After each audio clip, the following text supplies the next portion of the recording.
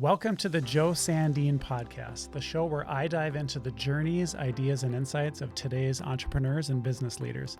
I'm your host, Joe Sandin, and today I'm excited to sit down with someone who's not only built a strong track record as an entrepreneur, but is also now tackling a bold new challenge with his latest startup venture. Joining me is Alex Warner, the founder and CEO of Work Odyssey. Alex has had an impressive career building and leading businesses, and now he's on a mission to use AI to fix what's broken in the job market. In today's conversation, we'll explore Alex's entrepreneurial journey, what inspired him to start Work Odyssey, and get his thoughts on where business and technology are heading next. So Alex, thanks for joining. Thanks for having me, Joe. All right, so let's get started. I want to start, Alex, with a little bit of a backstory. So let's just kind of go back to the beginning. Can you give us a quick overview of your entrepreneurial journey and what kind of led you down this path? Yeah, quick is going to be a problem, but I'll work with you on that. Yeah. People usually say quick, Alex. I'd be happy to. So, I'm a fifth generation North Dakotan, and I actually grew up on a farm, and went to NDSU and got an agronomy degree, what they call it, plant sciences, and I caught the tech bug. It was middle of the 90s, and went and got another degree from St. Cloud State. At the time, it was so crazy. I was going to get an undergrad from University of Minnesota. They were taking one transfer a semester in management information systems. So I went to school there. I got a degree in MIS and then started working at startups in Minneapolis. The first startup I worked for was a company called Bitstream Underground. And they were making the early social media stuff, bulletin boards and that sort of thing. Is this like late 90s? Yeah. This is like 97. Okay. So I was still in high school in 97. So you're a little bit older than me, but okay. So yeah. If you check here, there's a bald spot up there. So these guys are really cool. They worked for Prince, the rock star, and they rolled out of there. And the one guy, Michael Koppelman, he's from East Grand Forks, and he was like a really smart guy. He did sound editing for Prince, really cool guy, knew all these musicians. And so we were in downtown Minneapolis, Warehouse District, and it was fun. That was my first introduction. There were bands moving in and out of there all the time, so that was kind of cool. Then I went to work for a company in Minnetonka called Network Guidance, and they were doing huge managed services of networks for big corporate entities, which was still kind of new at the time.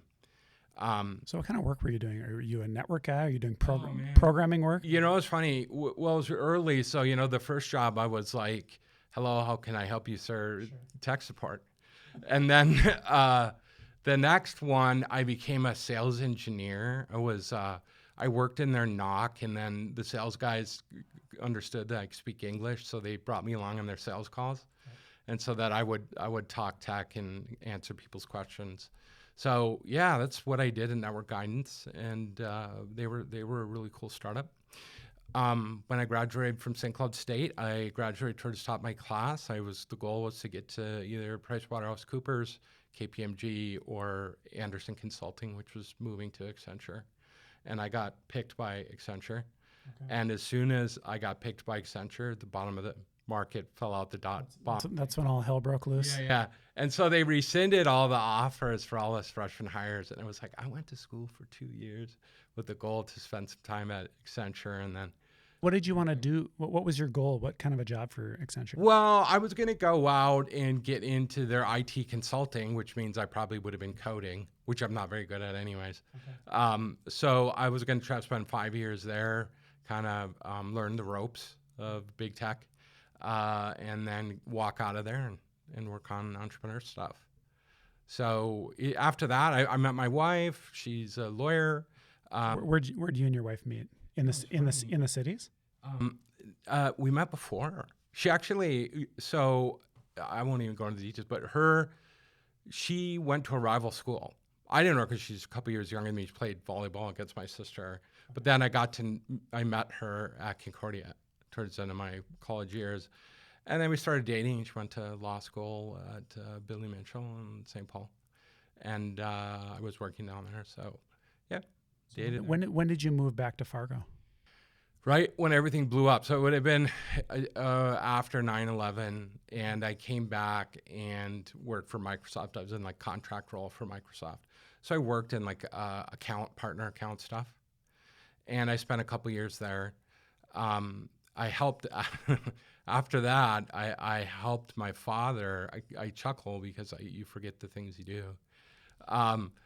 I helped my father get a pharmaceutical business off the ground. Okay. I won't go into too much detail, but there's this niche in pharmaceuticals called compounding. A lot of people know what it is. And they're pharmacists that can make drugs. They just turn it in from one medium to another. Someone can't take it orally, they can turn it into a lotion or something. Okay. So they manufacture drugs, and the FDA hates these guys. And your dad did this? He is a farmer. He was a farmer, yeah, with FA, but he also graduated from NDSU PA pharmacist, or PH pharmacist. So yeah, so he still knew all his friends, and one of them out of Minneapolis was a pretty big outfit. And they're like, can you source active pharmaceutical ingredients overseas so we can get them cheaper? And so I basically set up with Mike, bringing in drugs. I set up international accounts and started importing drugs. I thought I knew a lot about you, and I didn't even know about this. So, but all right, I'm getting long here, so I'll try to hurry up, Joe. After that, I started Pedigree Technologies in 2005, and that was in Internet of Things. And before that, it wasn't even called Internet of Things. I was so young at the time, I didn't even know like I was coming in at a really early stage tech. So just give the really high level. What did Pedigree solve? Well, we took sensors and other kinds of devices, and what we did is we kind of turned people's operations into a video game. And what I mean by that is when you can monitor the physical world with all these devices sending data, GPS trackers and temperature sensors, we can kind of see companies' operations in real time.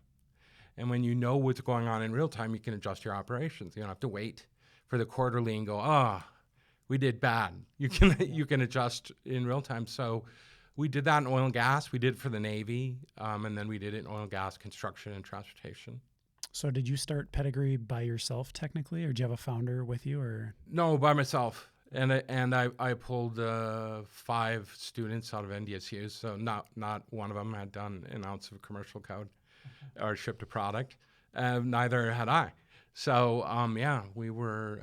It was funny. I used to go to the West and East Coast, and where most of the tech was, and go to the conferences, and they'd be like, "Where are you from?" I'm like, "Fargo." And like, oh, "What?" And no tech comes out of anywhere but the East or the West Coast. I'm sorry, stepping on you. The West Coast guys were like really like, get over here, you know, and sit down. And so I got to know a lot of people. I met Robert Metcalf and a lot of people, networked very well into that industry. So when you started Pedigree, how long did it take you to get Pedigree off the ground and find product market fit and really and dial that business in? So, you build your prototypes and you think, good entrepreneurs think, oh yeah, everyone's just going to run to my product. Of course. Yeah.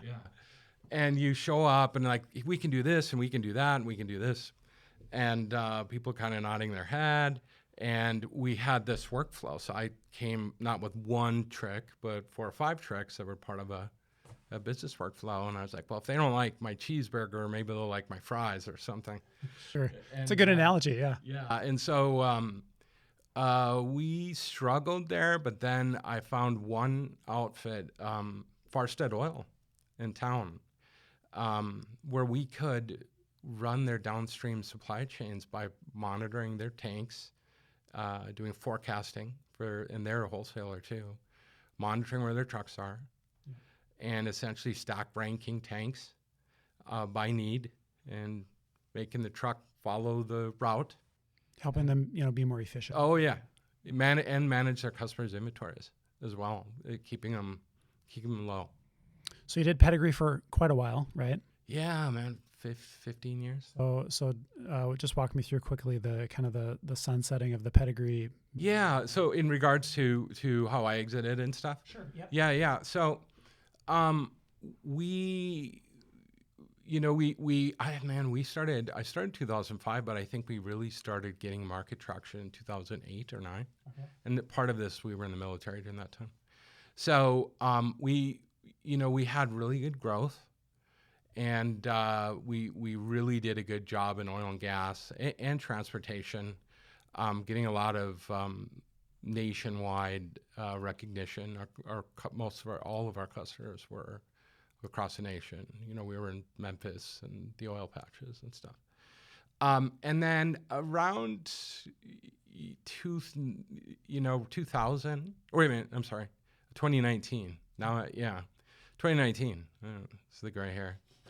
I started to, I was like, we should exit, guys.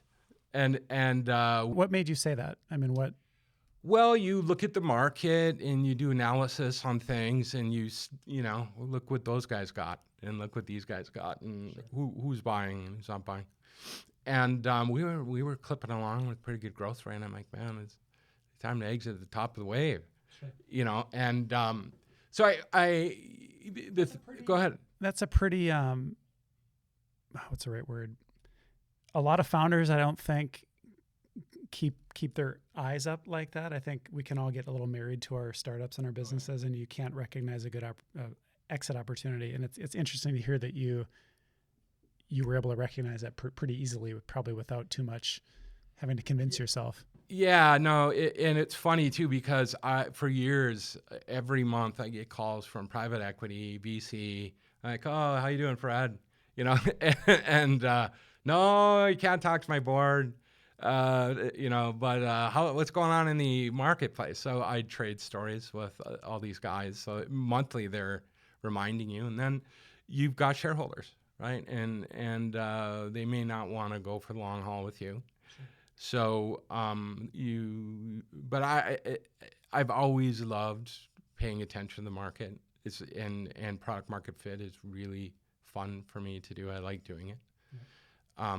So when you're looking outside all the time, your feelers are out all over the place. So, we talked about kind of your schooling and how you got into this stuff, but I'm curious, like, when and how did you realize that you were kind of wired to be an entrepreneur? We've talked about your technical skills, but like, what gave you the entrepreneurial blood to like just go out and start Pedigree and do what you did? And it doesn't sound like you had to think too hard about it. Yeah, I grew up in a family business, right? And actually, my dad and I were talking about this the other day. I was like, Grandpa was an entrepreneur. We're going back all these generations, and so you get used to working for yourself, and it's hard work. There's no doubt, but yeah. So let's talk lessons. Obviously, you've learned a few lessons along the way. What would you say a couple of the most important lessons you learned in your, let's just say, in your Pedigree journey? Man, well, I don't know if I could put a finger on any one. What do you think shapes, so we're going to talk about Work Odyssey in a little bit, but what lessons maybe shape what you're doing with Work Odyssey that you maybe wouldn't have done without that experience? Hiring right is always important. Right. And one of the hardest things in entrepreneurialism is the people you bring on that are with you, and then you got to bring other people on, and you've got room for X and you have Y, and you're like, how can I make it all work? And that's difficult. So trying to manage carefully how you're bringing talent on board. I had great talent. They inexperienced, but they were great. But that's key, because that can be pretty tough to deal with. And so I'm approaching that a little differently. And how I learned a lot on corporate governance. A lot. So I understand that world inside and out, how to work with shareholders and investors and board members, and make sure you're legally sound. Sure. So in your journey leading up until now, who were some of your key mentors, or just people that really, if you reflect back, had an impact on you? Who was really good right away was Barry Batchelor. Okay. Because when I started it, the research park in NDSU had just opened up. Yeah. And so it was me and Barry and Mike Chambers. And it was like the three of us. And there wasn't even a incubator building. We were in like one of the administration. That's funny to think back as you think of where Aldevron's at now with what Mike's done is impressive. So. Yeah. No, Mike did a heck of a job. So, but he hung out in the pharmacy building. So Barry is one. Dennis Ertl, he used to work at Microsoft. He was a VP over at Microsoft, Great Plains. Okay. And, he worked with Doug, Governor Burgum, and, or secretary. I could say secretary now. And he, worked directly with him. And even afterwards, I think he worked with them on investments and stuff. Dennis was great. Yeah. Okay. Awesome. Well, let's dive into Work Odyssey a little bit. So I want to understand the why. So why are you doing this, and kind of what's the main pain point that you're trying to solve in the market? It's interesting. So after pedigree, you do what entrepreneurs, I'm going to do consulting now. We were all hanging out because it was COVID. I sold before COVID, so I looked out. Yeah, so you had some time to just kind of chill. I needed chill time anyways. So I get these friends that would call me up and go, hey, man, I'm doing recruiting, and you know how to hire engineers. Can you help me? And I'm like, I don't know anything about recruiting. I mean, you guys came into my office and bugged me all the time. And I said, okay, because they're friends. So I got to learn.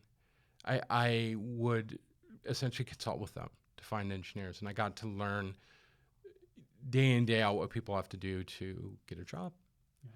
And it's frustrating for people, right? And it's time consuming. And there's not a lot of ammo for the job seeker. They apply and they wait. Sure. And then that's it, and they cross their fingers. And when you get to be a person like me, I can't tell my story in 2 pages with X margins and 10-point font. Yeah. Dare I say it, it's a little insulting, kind of, right? To try to do that. But you have to, So what if we don't have to do that anymore? And with generative AI, the large language model tech and natural language processing, you don't need to have resumes anymore. You can tell your entire story. And if you can tell, and employers want to hear your entire story. If they could read a 300-page career autobiography of Joe Sandin, they would. They just don't have the time. Right. But we can give them the time now. We can give them that. And I think you make a good point, and I know from experience too. I mean, you can look at a resume and truly, in all reality, have no idea if a person's going to be the right hire, because you can only glean so much off of what's written on a piece of paper. So. Exactly right. And I mean, most of us are not good at writing resumes. And you read all these articles, you need to do this, you need to do that. It's like, yeah, I'm never going to be good at writing a resume. And most of us aren't. And another point, most of us are not good at writing job descriptions. Well, and in the world of AI now, most of us are, people are probably having AI help them write their resume. So like, is it really even a true reflection of you, or is it just a nice, pretty picture of what you think you are? So like, I think as the employer, how do I get deeper under the hood and understand what somebody truly is all about from a core values perspective and what they're looking for in a job? And again, just, it's hard to get that off a piece of paper. Right. And so we have a solution to that. Yeah. Let's talk about the solution. So what does it look like in all practicality? So in order to tell your whole story, you need the employer to have the right tool to listen to it. Everyone needs to be speaking the same language. Yeah. So we have tools for the employer that help evaluate and assess these profiles and regular resumes. Mm-hmm. We have another tool, an interactive job description, which informs job seekers. They're confused about the job description sometimes. Let's all be honest. And so we have tools that inform, evaluate, and assess.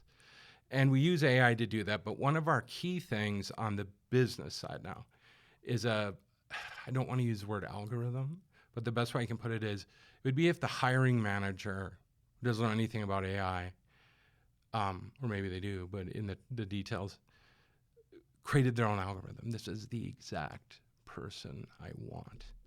and they can control it, and it's easy to set up and they understand it. So does that mean that the Work Odyssey product has some kind of a training component to train the algorithm on like what you're looking for in a person?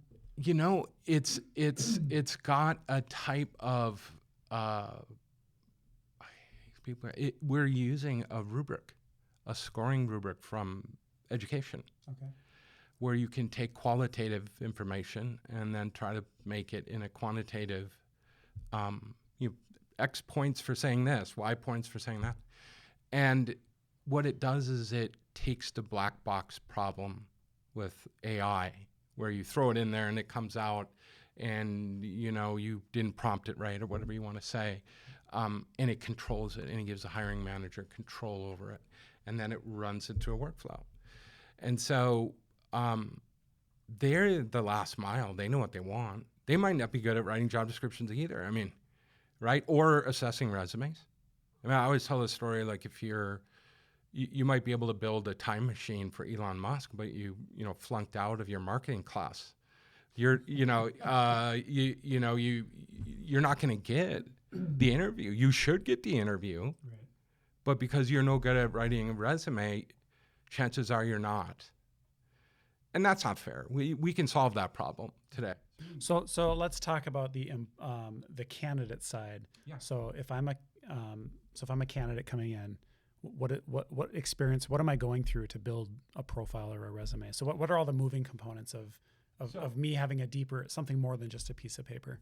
One of the ways that we intro people is when people apply to a company that's using our tools, they're asked if they want to sign up for Work Odyssey. And when they sign up for Work Odyssey, they've already sent their resume, and we even have a bot to explain the value prop. Okay. It opens up, and they sign up, and it says, do you want to create, we haven't created a product name for this, a context-enhanced resume. Okay.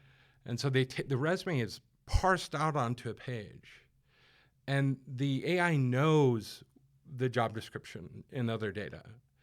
And it also understands your resume, and it says, write whatever you want. Write as much as you want, and in these areas, you should focus here. When you worked at Microsoft on that billing module, well, this company, that you're going to be doing something like that. Did you work in this area? You should write more about that.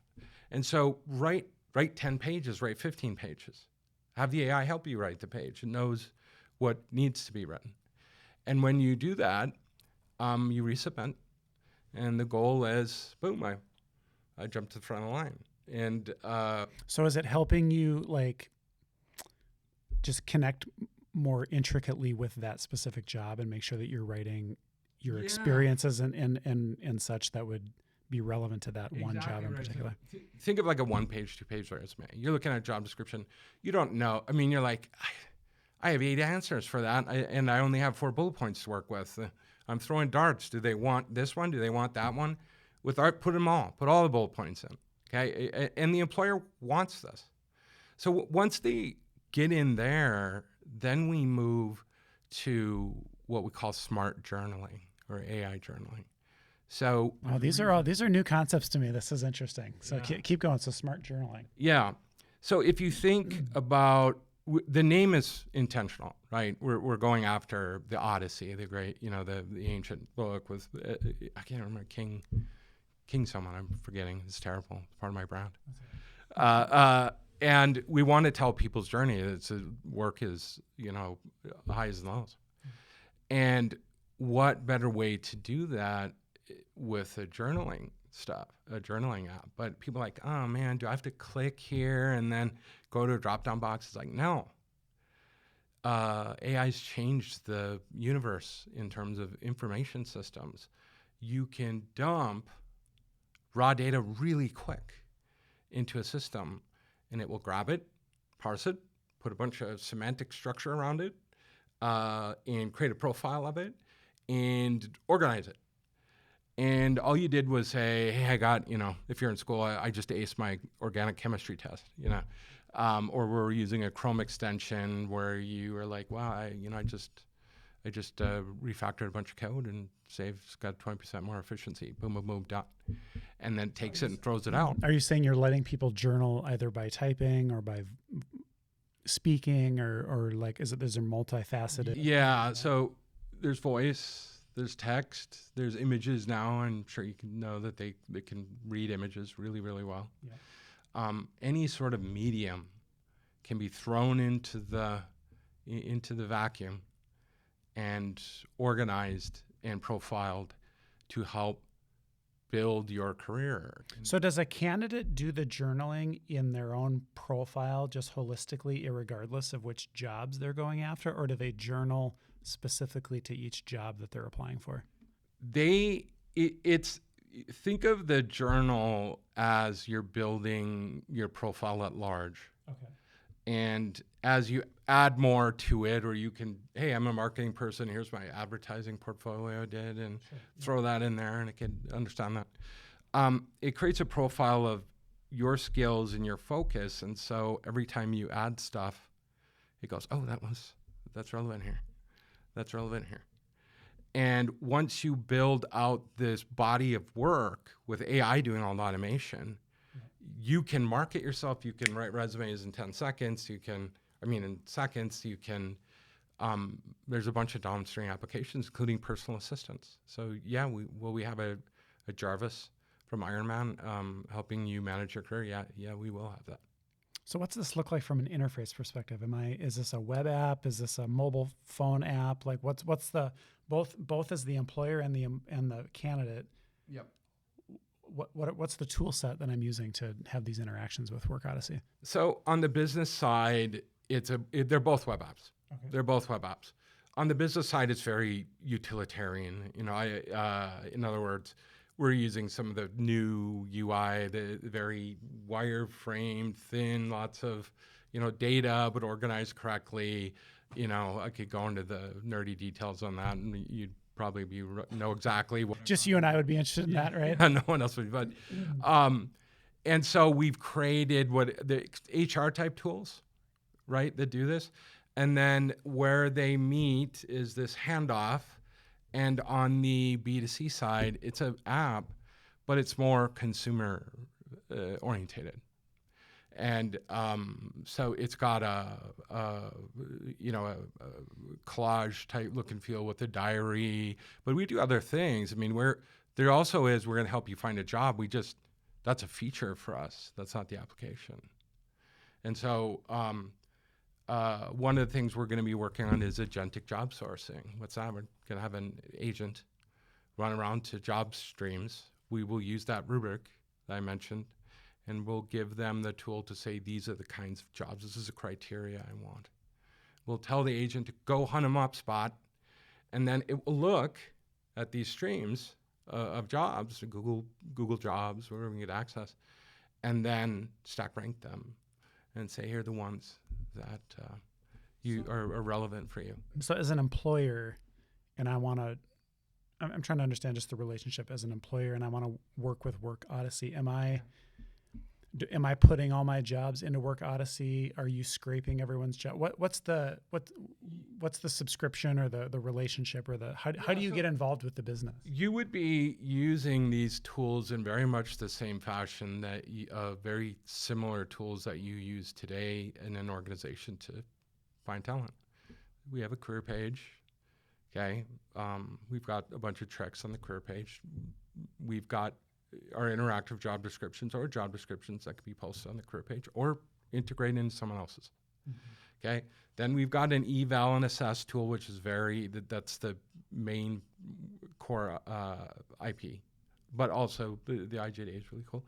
That applicant tracking systems have those things. They're just keyword counters, which is kind of a bad way to measure someone's career and how many times they said Excel spreadsheet in the resume. So we provide this full context, deep mutual understanding between the parties, but the tools look like turnkey applicant tracking type systems or HR systems, on steroids, very automated, very accessible price-wise. And we're right at, I would say we're AI talent acquisition. We want to start and stop there. We're maybe not going to help train your employee with the system afterwards, right? But help find the talent, assess the talent. Because there's a lot of costs in getting talent and making sure you get the right one. And we have ways we can, bring them in. Or we are looking to, because it's very similar, the workflows are very similar on both sides, agentic candidate hunting. So there's listing, and then there's sourcing, right? The outsourced recruiters source. They're running through databases. And there are a lot of databases now. LinkedIn does not have a monopoly on that anymore. So what's the hardest, I kind of want to understand where you're at in the process of launching the product. And then what's the hardest part to get moving?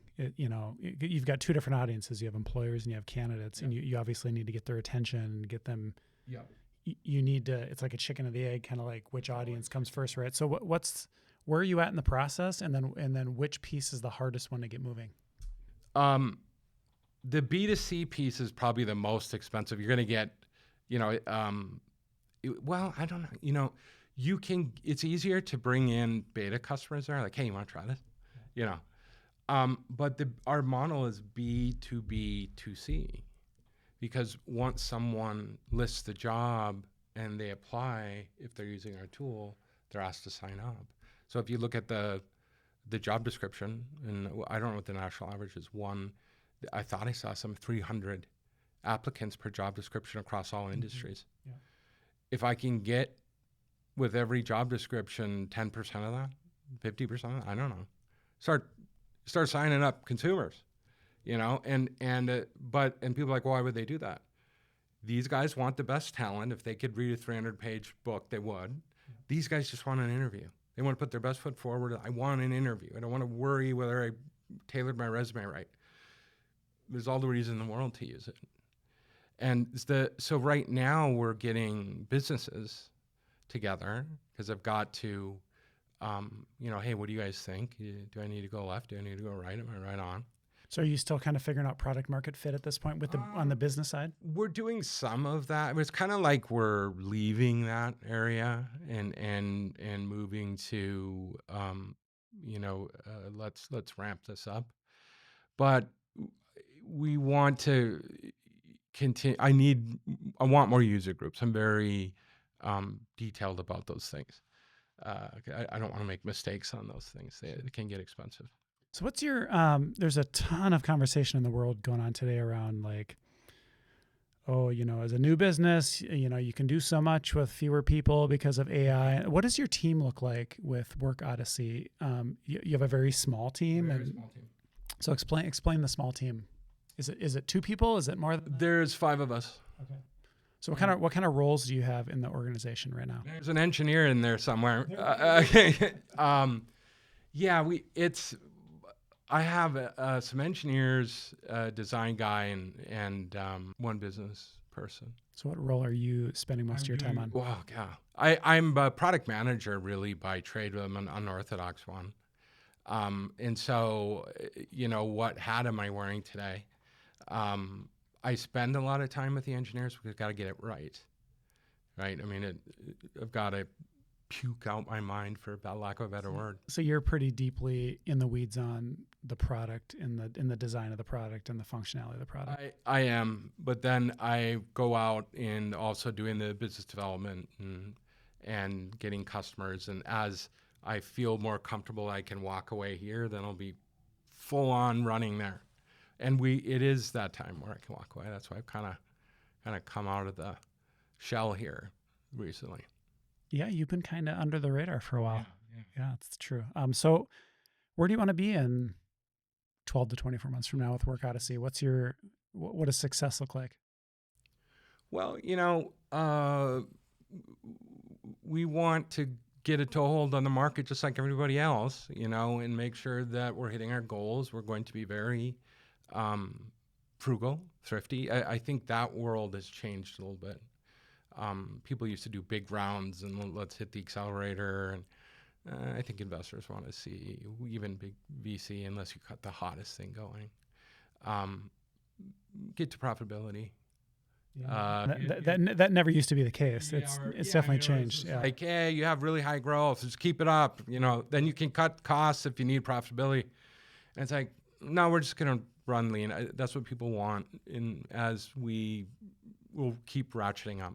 So, what metric would you say is driving you? Is it a certain number of, job applications filled? Is it a certain number of business customers? Is it a certain revenue number? Like, what's your success target in the short term to say, okay, we've crossed the first hurdle? So business customers are important, right? We all know the value of businesses, and if you can convince them of the tools and you continue to add value, they stick with you. And so that's good business. Consumer, it's a little, what's your monthly ARPU or whatever, or your monthly login rates, whatever. So because we have a B2B2C, we'll be hitting a lot of customers on the a lot of employers. With the goal of signing up these consumers, right? So the goals on business, and I mean, I can't give you exact numbers, or it's part of the hidden stuff, but we're selling it in a self-service package. We think it's to be turnkey, package A, package B, package C, and as there'll be a free. We'll give people taste. And then on the consumer side, there'll be a free element. But if we can bring in the volume through that model, and we'll market in other directions, we'll also move up in charge for that. And another way to look at the system is it's almost like we're building Notion for careers, but with a bunch of other stuff. So tailored for careers with all this AI underneath, these engines underneath. So, Notion, people pay for Notion. Yeah. So we think when we move up in some premium packages, people pay for it. So if a business listening to us in our conversation right now wants to learn more about Work Odyssey and start the process, where do they go? What do you tell them to go do? Well, they can email me at alex@workodyssey.io. I won't give my phone number out. That might be dangerous. My website, we just have a landing page right now, www.workodyssey.io. And that's a good start. I think really honest something. I think the biggest value prop, because there's a lot of tools, a lot of noises, in AI. Oh, ton. It's really annoying. I had that problem when I was in IoT as well, but I just started to ignore it and all these competitors. I was like, just put your head down and work. Well, I mean, if you see a watering hole and there's a few animals there, most investors are like, great, you found a market, that's awesome, and markets like this, it's like, well, you take, the Milky Way and I'll take this galaxy. And but everyone, it's just super hype. But the value prop really is not just the AI to evaluate us, but to be able to get someone's whole story. Because I think everybody, every HR person, it's like, wow, yeah, I would love to know that. Yeah, I know the guy who could build a time machine for Elon Musk. I know we don't get him. I want him. I know he doesn't write a good resume. I want to find him. Yeah. We'll be able to do that. Awesome. So I want to shift a little bit towards just general industry stuff going on. So I think the first question I would have is there's a lot of, like with AI, there's a lot of new trends going on, and there's things are moving at like breakneck pace. So like for a new founder or an entrepreneur, what do you think you would recommend that they be paying ultra special attention to right now? If you're going to focus your time on a certain trend going on, what is it? Well, I mean, obviously the large language model stuff is tip of the sphere for the entire AI, universe, right? You and I know that it's much bigger than large language models. But it keeps finding another way to use it. And you should pay attention very closely to the different ways large language models are being used. Now, I think what did someone say the other day? It's a kind of a cliche, but it's like you have to think about ChatGPT, for example, as sort of like a really good grad student or college student. Go do what you ask it to do and come back with good information. But, if you don't ask the right question, don't ask the right question. What does that mean? It means you have to have experience. You have to understand a process. You have to understand how the tech works. You have to understand the problems you're trying to solve. And then I always spent a lot of time trying to understand the high tech, because I've spent most of my time in cutting edge tech. I mean, I wasn't coming up with a better mousetrap. I was getting rid of the mousetrap. I did the pedigree, et cetera. So it's a different animal. But you should follow the trends. You should get to understand the technology intimately. And the other one is, you need to make sure you have a process in mind if you're going to bring products to the market. You need to understand how someone uses your tool, not in a silo, point in time, but from beginning to end. And that's where you get to build the menu of burgers, fries, shakes. Yeah, because a lot of people use many different tools and they're all kind of interconnected. So you got to understand how your tool kind of fits into the broader ecosystem of tools. You really do. But I mean, with nobody can keep up with the large language model, not even 5-man teams. The stuff is going so fast. They throw something out that doesn't work. They throw another thing out that works. You definitely should be staying aware of it. But the thing about this tech is it's going to change information systems. And by that, I mean it's taking in unstructured data or taking in raw data. When a journal something, throw it in there and it's going to put it in the washer and come out with something valuable. Well, that used to take drop-down boxes, as you know, and logins, and that's gone. Think about what's going to do to information systems. The whole experience in the interface changes, and I think you're going to have a lot of situations where you just have more like systems talking to systems behind the scenes, and maybe more like voice prompt-based stuff, not always the traditional UI that we're maybe accustomed to. You're right on that, yeah. So I'm a big HubSpot fanboy, and Dharmesh Shah, one of the founders, he's deep into AI. He's got agent.ai that he's been working on. And it's interesting. I think people, you go out on LinkedIn on any given day, and I feel like I just get inundated with posts about AI this and AI that and this tool and that tool, and it can be super overwhelming. And then I think people can sit there and think, man, I need to spend 16 hours a day keeping up on AI. And Dharmesh, I think it's refreshing. His advice is kind of like, you need to kind of stay broadly aware of what's going on, and you can dream big, but just iterate slow. Just maybe once a quarter you find 1 or 2 AI-based things that you integrate into your life or into your business that can make you more efficient. And I think that's a good way to approach it, because I feel like I'm still pretty tech savvy, but I have a hard time keeping up with my list of like AI tools that I've heard about and ChatGPT updates. And like, there's just not enough time in the day. Like, I feel bad for people who are not technically savvy that are hearing all this stuff come out, and it sounds like a foreign language to them. Yeah, I agree 100% with everything you just said. It's totally nuts. You just sort of have to stop listening to the roar, dull roar. Use the tools, play around with them, and watch, go to some of the industry mags that are a little more sober. But the marketing hype and stuff, man, I just tuned that out when I was at Pedigree too. After a while, it's like, it also sends a message, doom, there's all these companies that are coming in and these big names, and they're going to do this, that, and the other thing. And I was like, yeah, whatever.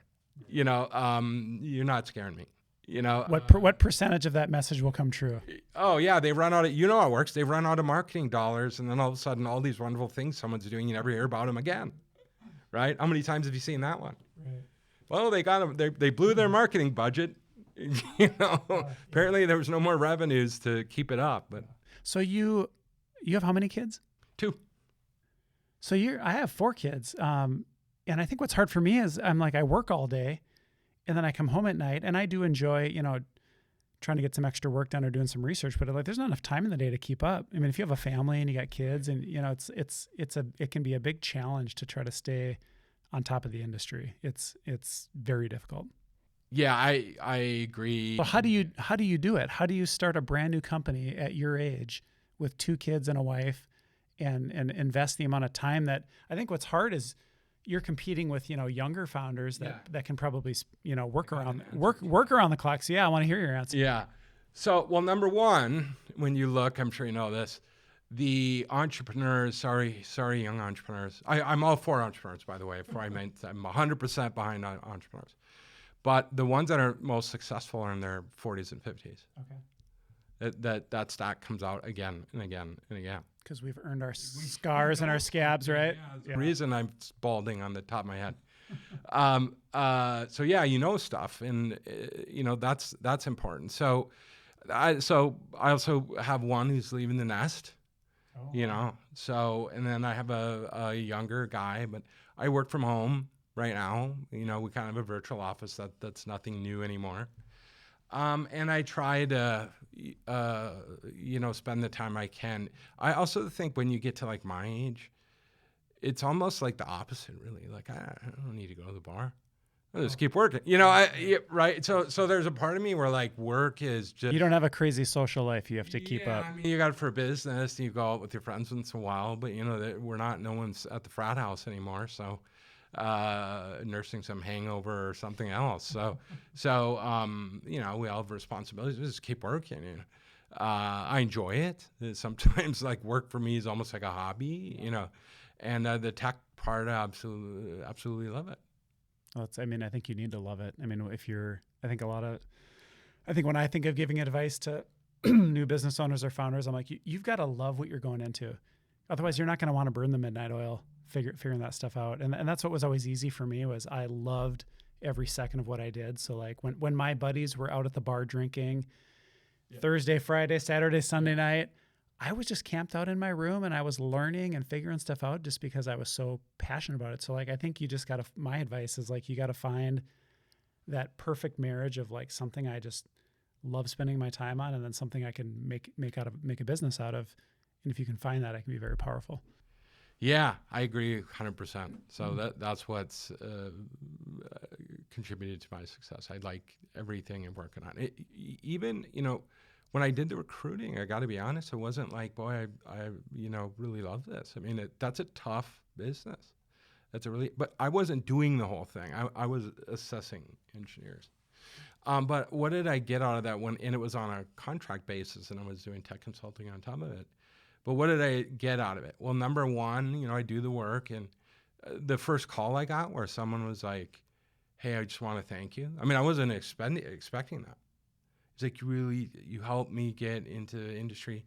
I'm like, I just was doing what I was doing. And it's all of a sudden someone's like, thanking you profusely, almost emotionally. And you're like, yeah, I guess I did affect someone there. And then the processes to do it can be egregious. But I certainly saw AI's ability to make a big dent in how that's done. And then because I was thinking about the job seeker, I was like, this democratization of AI, I don't even think they use that anymore. That went fast too. That didn't take long. Yeah. But I mean, when you can take something that powerful and put it in the hands of your average Joe, no pun intended, your average guy, or your small business, and that used to be the realm of Fortune 100 companies, AI, pretty powerful. Guys like us try to enable it for them. So you think is there anything in this world of AI that's maybe a little overhyped or not going to pan out or that's getting maybe too much buzz? Oh man, it's moving so fast. It's almost like I can't stick my head out. I mean, the new one is agentic workflows, but I'm like, that was one of the reasons I got into this. I knew it was going to go there. Mm-hmm. So it's probably every time they come out with a new model, it's like they're playing whack-a-mole. Like I think one of the latest models for ChatGPT, it's like a sycophant toady. So I'll be like, this a yes man. Oh God, that was really good, boss. And so I'll be typing something. It's like, exactly. That's exactly what an analyst would do. Yeah. And I'm like, no, it's not exactly. I don't even know what I'm doing. I don't pretend I'm an expert. That's a good point because I found myself kind of losing a little bit of trust in what I get back, because it's like it's pandering to me a little too much. And I want it to just be black and white and brutal and honest. And then you reprompt it, and it says, "Oh, yeah, you're right. That actually isn't true, or that doesn't exist, or that advice I gave you doesn't make sense." And I'm like, "Come on, man." Yeah, I agree with that. It's so annoying. You have to, if you work with it enough, you know how to like shuck and jive through those things. But you have to work with it, and You got to be able to work through it and around it, and like understand that like just one question and answer isn't necessarily enough digging. it can be dangerous if people are unaware how it works, right? It can give you the wrong answer. It can hallucinate. It can make you feel like you're a PhD when you don't know what you're talking about. But it also gives you a lot of good stuff. This is why experience, again. If you're an experience, if you know your domain that you're asking questions on and you're digging for answers, you can. Yeah. And you can also, when you send it on a task, understand this is good information. Yeah. This is real. Yeah. This isn't real. But if you don't have domain knowledge and you start throwing out, or, just really good analytical mind, questioning mind, it can be rough on you if you don't know what you're doing.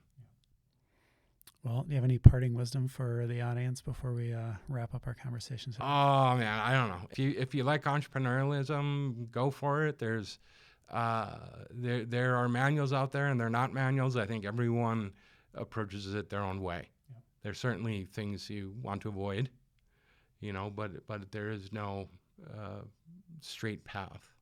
It's a sort of like not a straight. It's a very windy path. Up and down. Yeah. You'll find out. You'll have to take your own. Yeah. Well, thank you for coming on today. I really appreciate it. Again, Alex Warner with Work Odyssey. And if you enjoyed our conversation today, I encourage you to subscribe, leave us a comment. I will leave some links below as well in the description to get to Alex's website and to learn more about his product. Until next time, have a great day.